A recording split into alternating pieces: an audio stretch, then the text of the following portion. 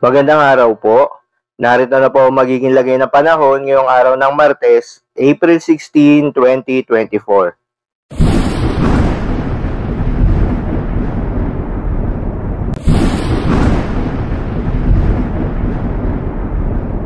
Sa kasalukuyan na tayong sa pag-asa, itong ridge ng high pressure area ay nakakaapekto ngayon sa silangang bahagi ng Northern at Central Luzon.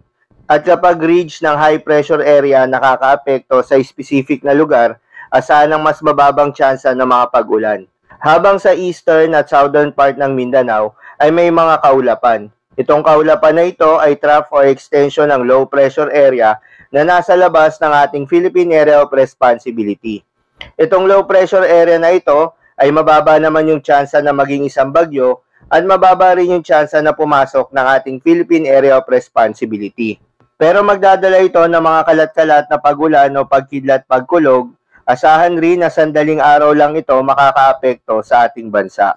Para naman sa lagay ng panahon ngayong araw na Martes dito sa Luzon, asahan sa Metro Manila at nalalabing bahagi ng Luzon ang bahagyang maulap hanggang sa maulap na papawirin na may mga tsansa ng mga pag-ulan o pagkidlat pagkulog. Dulot yan ng mga localized thunderstorms. Posible ang mga pagbaha o pagguho ng lupa during severe thunderstorms. Para naman sa Visayas at Mindanao, asahan yung epekto nitong trough o extension nitong low pressure area sa bahagi ng Soc-Sargen at Davao Region. Kaya asahan yung mga kalat-kalat na pag-ulan at pagkidlat pagkulog. Posible ang mga pagbaha o pagguho ng lupa dahil sa katamtaman hanggang sa kung minsan ay malakas na pag-ulan.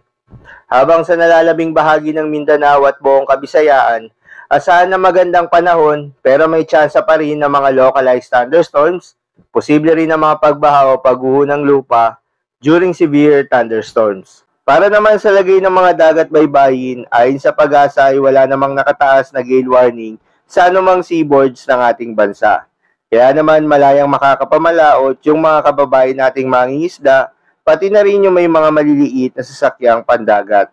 Iba yung pag-iingat pa rin sa mga kababayan nating maglalayag dahil kung meron tayong offshore thunderstorms activity, ito yung mga pag-ulan sa ating mga dagat baybayin, asahan natin ang posibleng paglakas ng hangin at kaakibat nito ang posibleng pagtaas ng mga alon. So yun lamang po para sa lagay ng panahon ngayong araw na Martes. Keep safe everyone.